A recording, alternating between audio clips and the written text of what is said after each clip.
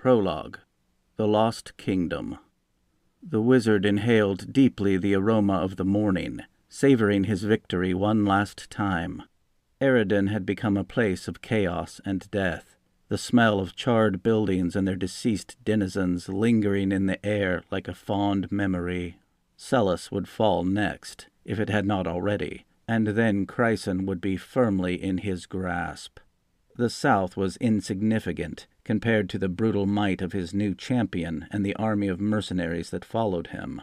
The East was filled with primitives who would soon have problems of their own to deal with, and the self-absorbed West barely thought of itself as part of Crysin at all. There would be no one to challenge his claim to the throne. It was time to move on to his next and greatest conquest. Soldiers scampering about the conquered city ducked their heads in fear and awe at the sight of him, quickly finding alternative places to be. He did not blame them. He could kill them where they stood with a mere glance if he so chose.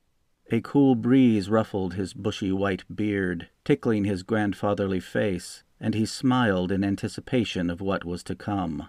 For too long had the father sat in his tower and pretended to be in control of worldly events. It was time to expose him for what he was, a weak, old fool. Thunder rumbled in the distance, and the dark clouds above promised to bring more rain. One man did dare approach. He was big, handsome, and honest-looking, with a sizable nose and a touch of receding hairline. No one would ever guess that Norden Merk, by virtue of his new master, was now the most powerful mortal in all of Alnorda. Grisland regarded him as he would a prized bull. "What news, my champion?" Merk bowed gracefully, with no hint of expression. Grisland had never seen the man smile, or even knew if he was capable of the act. All the better, as far as he was concerned. What need had livestock of emotions? "The rubble has been cleared, Great One." His tone was as expressionless as his face. "And?" "The Queen's body was recovered, but no others." Merk delivered the unacceptable news as though it were of no consequence, as if the wrath of his master might not strike him down where he stood. Grisland admired his courage. "The boy is alive. I am certain of it.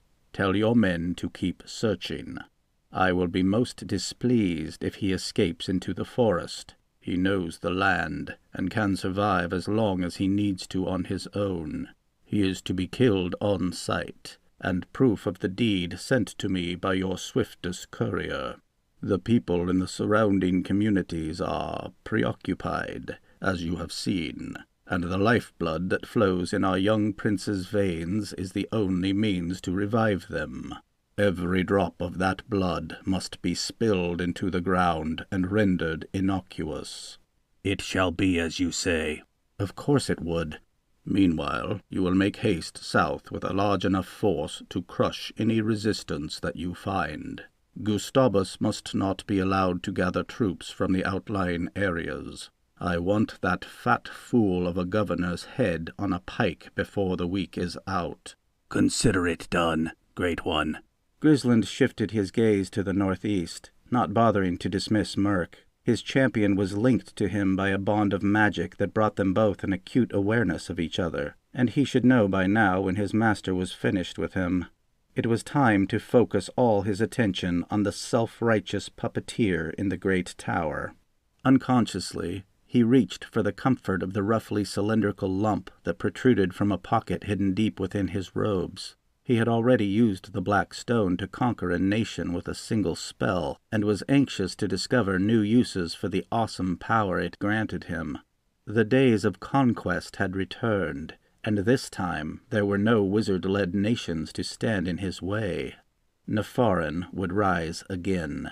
For the first time in thousands of years he felt what could only be described as a thrill.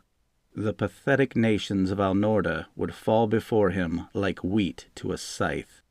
There were gasps from the nearby soldiers as his feet left the ground, and he floated forward toward his destiny.